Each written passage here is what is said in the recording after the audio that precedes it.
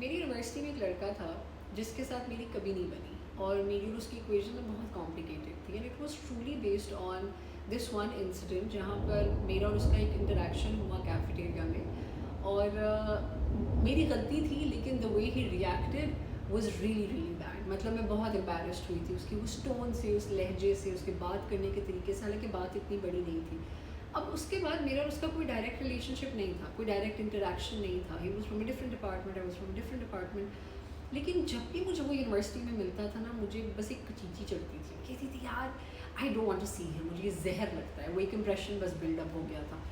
और फिर अब कई सालों बाद down the lane I met him at the grocery store few days back, and I saw him, and the moment I saw him after 6-7 years, मुझे ना सबसे पहला इंप्रेशन वही याद था कि यार हाई इतना बदतमीज़ लड़का, इसको बात करने का तरीका नहीं था, ये कहाँ से आ गया। And you know that makes me talk about the fact that this is so important. आपका इखलाक इज़ सो इम्पॉर्टेंट, क्योंकि आप क्या गाड़ी चलाते हो, क्या किस फैमिली से बिलोंग करते हो, किस पोजीशन पे हो, कितना पैसा है, ये सारी चीज़ें एक शेल्फ लाइफ के साथ आती हैं। Nobody cares about it. हाँ, वो लोग ऑफकोर्स उस चीज़ की कदर करेंगे जब तक आपकी मटीरियलिस्टिक स्टेटस जो है ना, वो उन लोगों को फेवर करता है।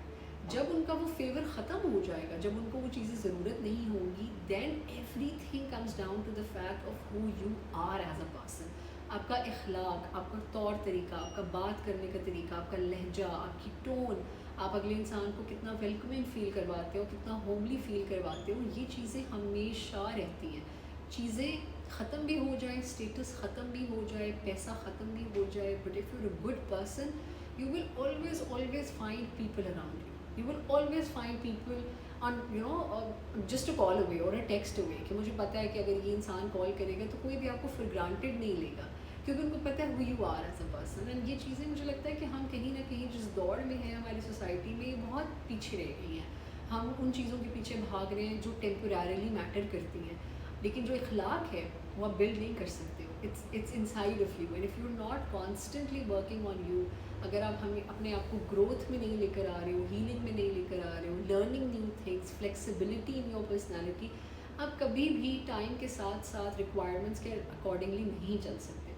सो always be very mindful of who you are as a person and how you make the other person feel whenever you meet them for the first time. बाकी चीज़ें इतना मैटर नहीं करती जितना आपका उस इंसान का जो जो एक फर्स्ट इंटरेक्शन है, उसका जो इम्प्रेशन है ना, वो सालों साल साथ चलेगा, बाकी और कोई चीज़ चले या ना चले।